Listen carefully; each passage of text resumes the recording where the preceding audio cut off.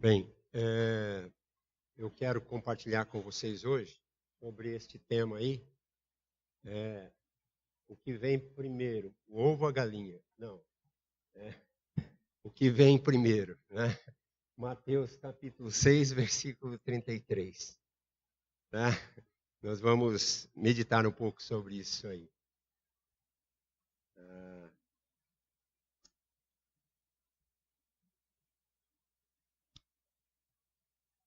É importante que você tenha a tua Bíblia aí, né? Porque vamos nos reportar ao que vem antes, ao que vem depois, para a gente saber do que se trata o texto que vamos ler.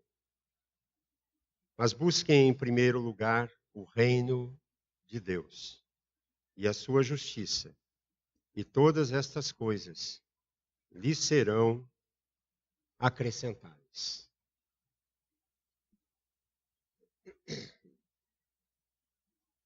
Nós tivemos uma reunião nesta quarta-feira última, muito, muito interessante aqui na igreja, né, Ritie?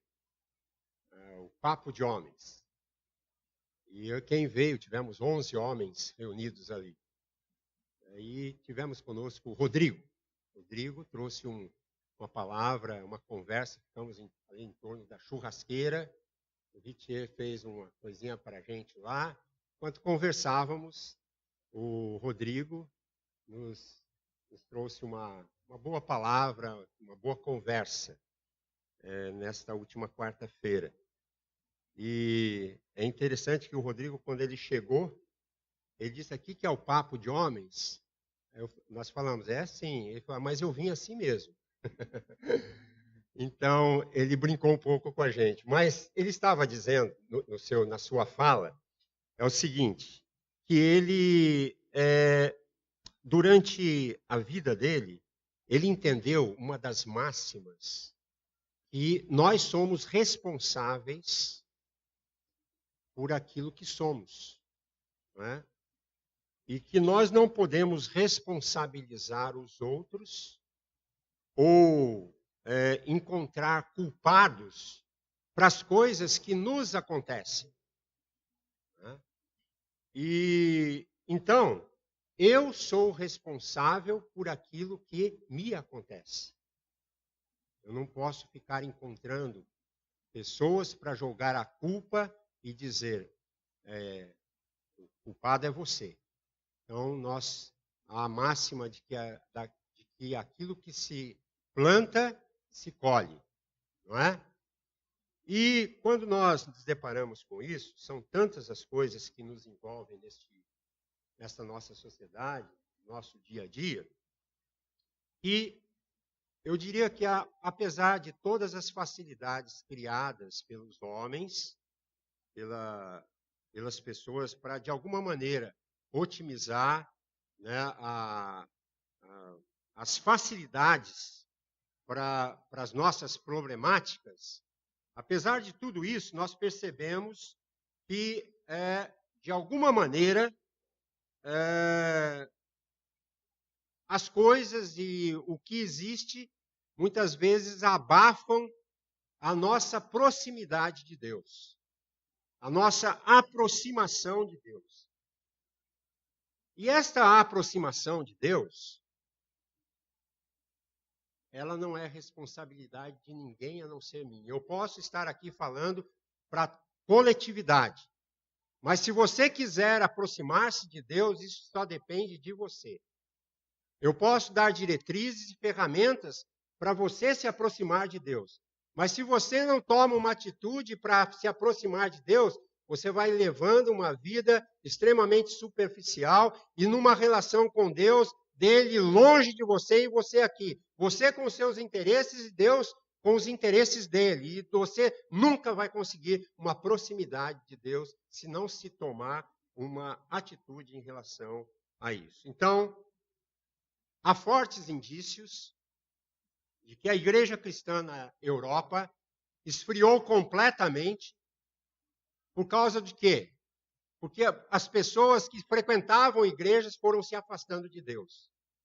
E a igreja simplesmente esfriou os templos foram fechados e foram fechados por falta de membros.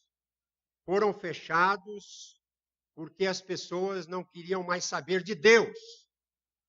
E hoje, muitos templos lá na Europa se transformaram em casas de show, cassinos e clubes.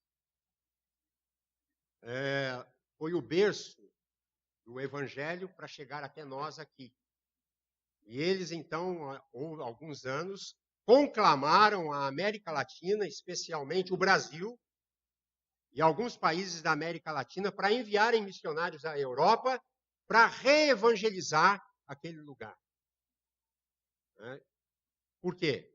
Porque as pessoas perderam a proximidade de Deus. A quantas andam a sua proximidade de Deus? O que vem primeiro na tua vida? Hoje, há alguns anos, nós percebemos também que tem vindo um movimento nos Estados Unidos e naquelas chamadas cidades, são cidades que estão no chamado ali Bible Belts, não sei se vocês já ouviram falar, o cinturão bíblico, que fica no miolo dos Estados Unidos. É ainda onde se preserva a palavra de Deus. E no envolto, nas bordas daquele país, as pessoas se perderam completamente e deliberadamente têm se afastado de Deus, a ponto de que milhares de escolas têm sido atingidas pelas leis dos seus respectivos estados e que estão proibindo já há algum tempo a expressão de culto, de orações e de estudos da Bíblia. Isto era muito comum nos Estados Unidos, mas hoje isso está ficando muito intenso. Por quê? Porque a proximidade de Deus está ficando longe das pessoas. E nós, então, perguntamos, a prioridade que está no existir do ser humano, a quantas andam a nossa prioridade? O que é prioritário na minha vida? O que vem primeiro hoje em nossas vidas? O que está marcando o seu existir hoje como máxima para você continuar na sua caminhada? Eu diria que deveria ter uma haste na sua vida, dentro da família, trabalho e escola, relações sociais. Devia ter uma haste que viesse para cima escrito assim, Deus.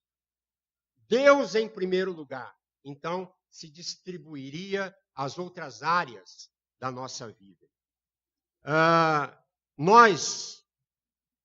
Vejam bem, nós nunca poderemos dar voos mais altos na nossa vida espiritual enquanto nós não estabelecemos no nosso existir o que vem primeiro.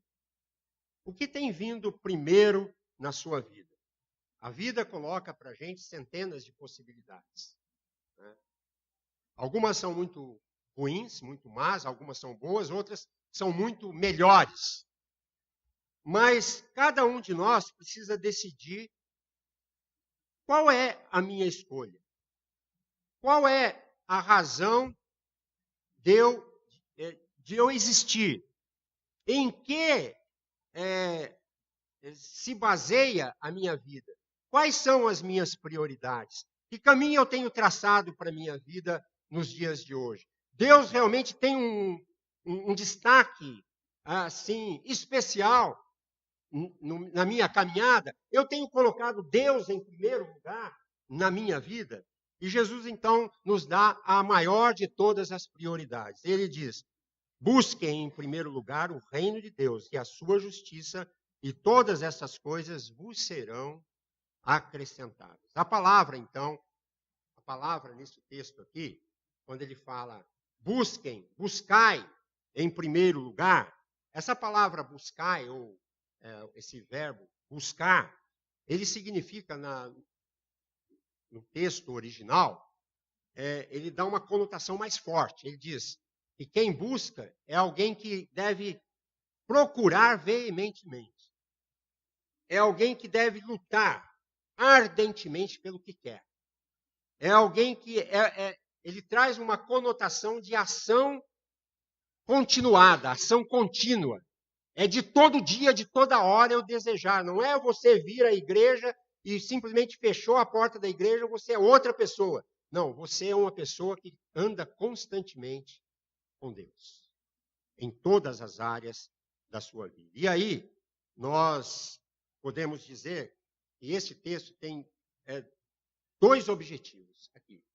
Ele diz, ele fala de o reino de Deus, e ele fala da justiça de Deus. Então, se eu devo buscar as coisas, eu devo buscá-las direcionadas ao reino de Deus e à justiça de Deus. Né? Vamos exemplificar. Onde você trabalha, com quem você se relaciona, com quem você se casou, com quem você vai se casar, o que você vai comprar, o que você vai vender, o que você vai dar. Então é preciso fazer a pergunta: as suas decisões, aquilo que você vai fazer, está ligado com o reino de Deus? Está ligado com a justiça de Deus? Isso é muito importante. É muito importante que a gente coloque esse conceito bem claro nas nossas mentes. Mas tem um porém. Reino você não enxerga. O reino de Deus você não enxerga. Em Mateus 6,33, ele me ajuda a conduzir as coisas em termos de prioridade. Eu devo fazer isto, mas isto é para o reino de Deus? Tem a ver, é para a justiça de Deus? O que eu estou para fazer vai honrar o Deus que eu sirvo, o Deus que eu creio? Então, é importante colocar isto na balança, e quando eu medito sobre a ordem de Jesus, eu noto que ela começa com um contraste. Buscai, pois. Está implícito aqui que tem gente que não busca.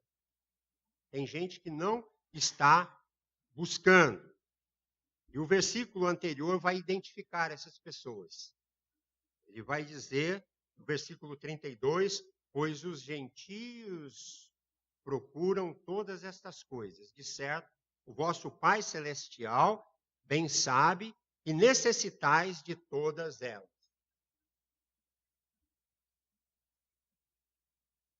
Então, veja bem, para a gente identificar todas estas coisas, nós precisamos então voltar ao versículo 24. E ele vai dizer no versículo 24 que ninguém pode servir a dois senhores. Ou há de odiar a um e amar ao outro, ou se devotará a um e desprezará o outro. Não podeis servir a Deus e às riquezas.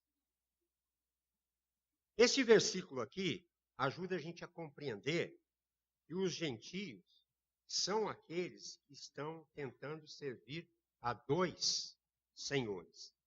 A palavra-chave neste versículo é servir. Servir. Não podemos servir a ambos. Então, quais são as coisas tocáveis a que você se prende nesta vida? O que prende você? O que está segurando a tua vida com força? O que está na sua vida, você está dizendo, isso daqui é o meu porto seguro. Você é escravo de alguma imagem? Você é escravo de algum nome da altura que você gostaria de estar? Você é escravo de algum tipo de trabalho? E aí, quem sabe você é escravo de algum tipo de posse? Você é escravo de algum tipo de pessoa, um objetivo, não tem nada de errado com ter objetivos. Né? Errado é o objetivo te escravizar a tal ponto de jogar Deus lá embaixo e dizer, eu vou alcançar isso, não importa, nem se Deus não quiser. Então, o que é mais importante para você? E aí, quando ele traz essa palavra servir, lá no Papo de Homens ainda, lembrei, estou ilustrando aqui, que foi muito bom, né? O Rodrigo, ele compartilhou com a gente que houve um momento da vida dele que ele estava querendo ganhar todo o dinheiro do mundo. Ele queria chegar num patamar muito bom. E ele estava indo e ele até veio falar exatamente sobre finanças conosco aqui na quarta-feira. E ele estava naquele afã e quando ele conversou com um amigo dele lá no estrangeiro, uma pessoa, um cara que não tinha nada a ver com a igreja, e o rapaz que conversou com ele disse, olha, você está procurando isso, procurando aquilo, e esse amigo dele é um rapaz muito bem sucedido, já tem muito dinheiro. E ele perguntou para ele, mas para que você está querendo fazer tudo isso? E aí ele espantou, ele disse que ficou espantado, e ali ele aprendeu a maior lição com uma pessoa que não tinha nada a ver com crença. Ele disse, olha, eu só ganho meu dinheiro se eu tiver o objetivo de olhar para o meu próximo. Se eu não conseguir enxergar aquelas pessoas que estão ao meu redor, eu não tenho sentido nenhum em trabalhar a minha vida para ganhar dinheiro. Eu tenho que ganhar dinheiro ou fazer qualquer outra coisa na minha vida, mas eu não posso ficar olhando para o meu umbigo e dizer, é para mim e só para mim. Então, naquele dia, ele disse que encontrou sentido para a vida dele quando ele entendeu que ele não precisa de tanto assim e que ter uma vida simples é muito melhor. Até ele falou que, por decisão própria, resolveu nem ter carro e nem ter imóvel. Ele está tentando descobrir uma outra maneira de viver bem neste mundo. Então, nós precisamos nos libertar de alguns estigmas que achamos que precisamos ter, porque é uma convenção que está no mundo e dita para nós algumas regras e que está todo mundo fazendo e nós não perguntamos, mas isso é o único caminho que se dá para seguir? Será que tem outro caminho? Então, se você não conseguir se libertar daquilo que te prende, né? Você não souber na sua vida o que é prioridade para você, é impossível alguém ser escravo das coisas e, ao mesmo tempo, ser servo e escravo de Deus. Então, esta haste que vem aqui para cima e diz Deus em primeiro lugar e as outras coisas, é muito interessante. Né? E aí ele vai falar de todas as outras coisas vos serão acrescentadas. Que interessante, olha só. Você se lembra no versículo lá 32, daí do mesmo texto? Os gentios é que procuram estas coisas. Então, muito bem. E Jesus está dizendo que todas essas coisas vos serão acrescentadas. Não é? Então, os gentios estão dizendo, não, eu quero todas essas coisas, estão somente sem Deus. Porque é isso que é para mim, isso é o meu Deus. Mas Jesus está falando, busquem a minha presença. E estas coisas que os gentios querem, serão de vocês. Serão acrescentadas a vocês. Mas em primeiro, vem Deus. O que anda em primeiro lugar na tua vida, meu irmão, minha irmã, meu amigo que está aqui nesta noite? A quantas andam o seu caminhar com Deus? Onde é o lugar de Deus na sua vida? Tem até uma música que fala sobre isso, né?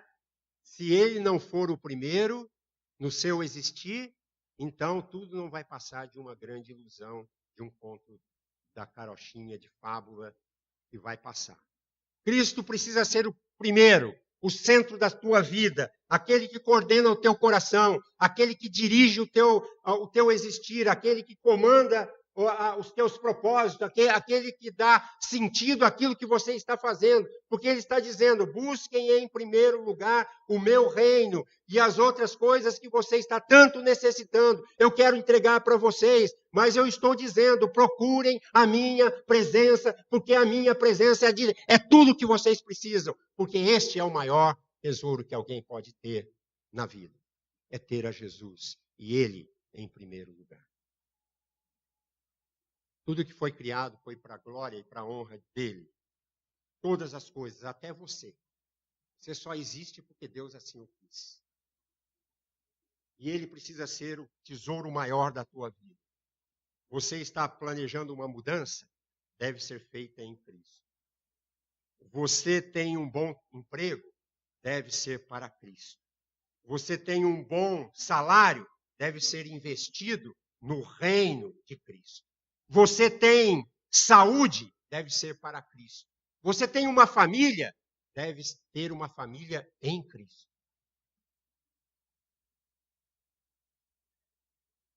Quem sabe você está travando uma tremenda luta, agora mesmo. Nessa luta requer que você tome uma decisão. Mas isso às vezes pode implicar no afastamento de um amigo. Ou às vezes você pode ceder e manter esta amizade. Mas você precisa saber o que vem primeiro. Deus precisa estar em primeiro lugar na sua vida.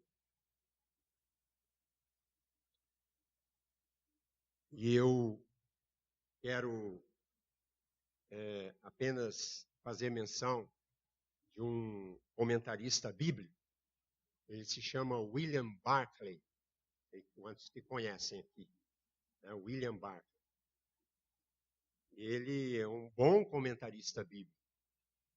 E ele disse fez uma colocação assim: é possível ser seguidor de Jesus sem ser seu discípulo.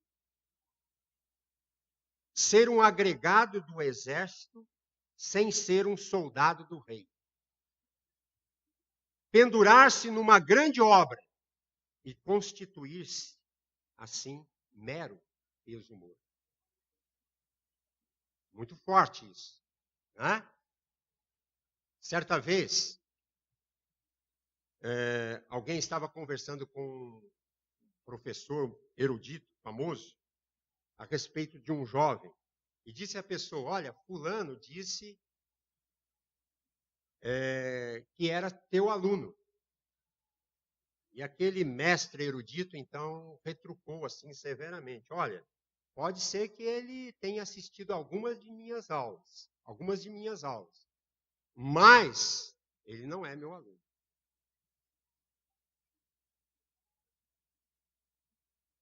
Há uma enorme diferença entre assistir aulas e ser aluno.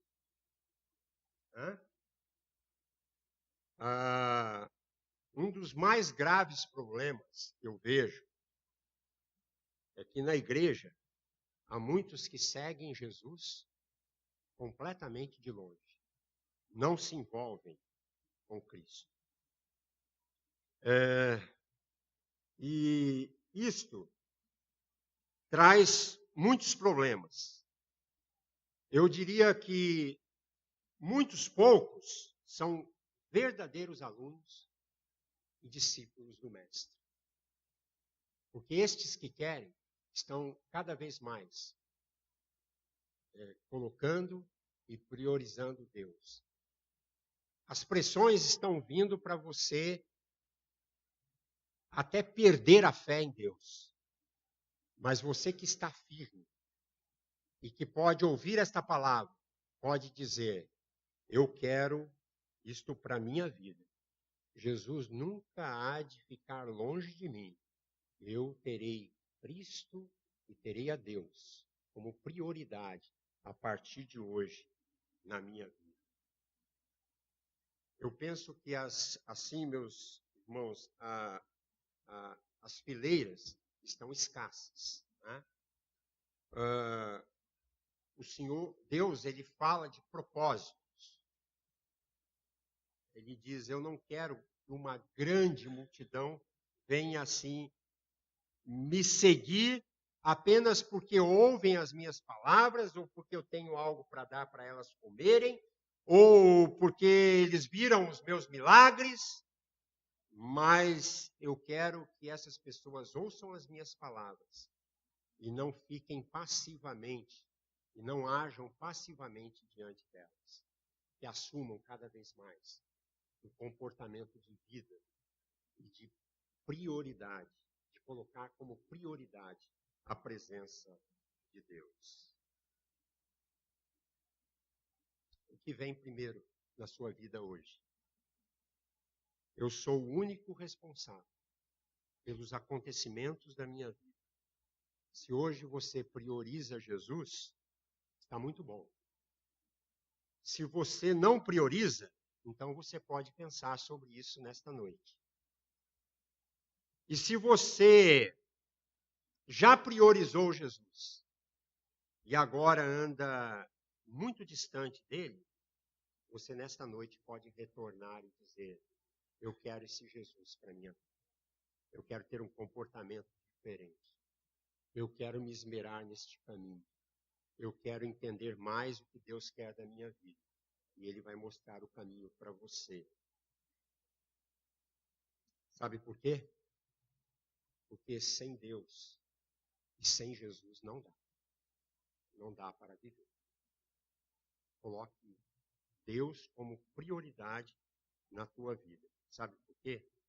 Porque as outras coisas, aí você já sabe, né? A proposta dele para você ainda vai estar de pé. E ele diz: busquem em primeiro lugar o reino de Deus e a sua justiça. E todas essas coisas vos serão acrescentadas. Que Deus muito lhe abençoe, que você continue firme, colocando primeiro Deus na tua vida. O que vem primeiro? Que seja Deus sempre, que seja Jesus no teu existir. Amém?